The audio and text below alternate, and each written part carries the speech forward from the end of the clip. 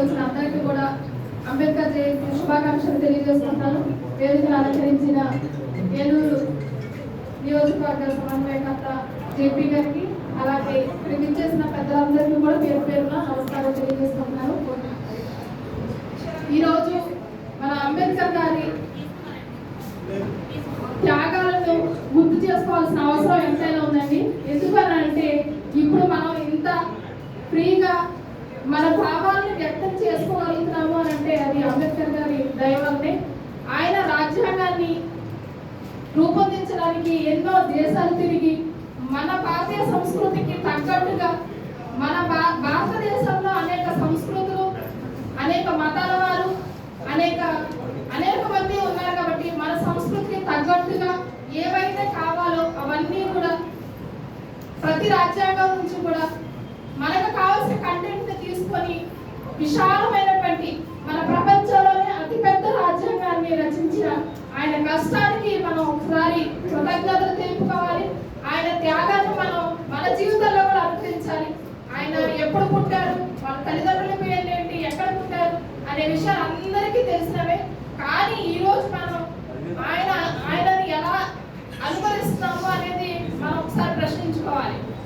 ఆయన ముఖ్యంగా 3 విషయాలలో ఆయన ఎక్కువ ఆలోచించారంట.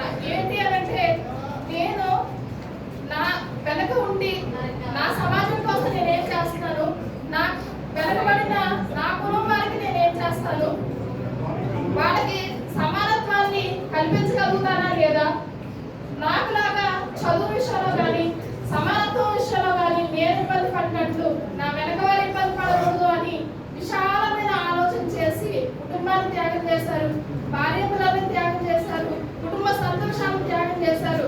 ఆ త్యాగాలన్నింటినీ మనం గుర్తుంచుకొని అంత త్యాగాలు మనం చేయక్కర్లేదు.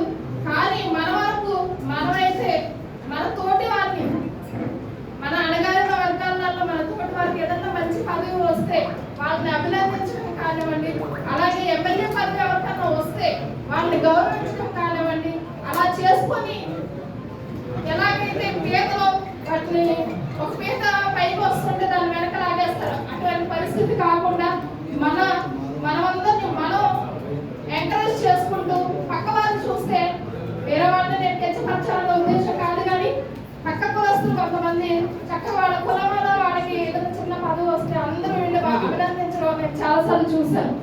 అలాగే మనం కూడా ముందుకు వెళ్ళాలి, మన ముందు ఉండే వాళ్ళని గౌరవించుకోవాలి, వాళ్ళకి తగినటువంటి గౌరవాన్ని ఇవ్వాలి అని కోరుకుంటూ ఈ అవకాశం అందరికీ ధన్యవాదాలు.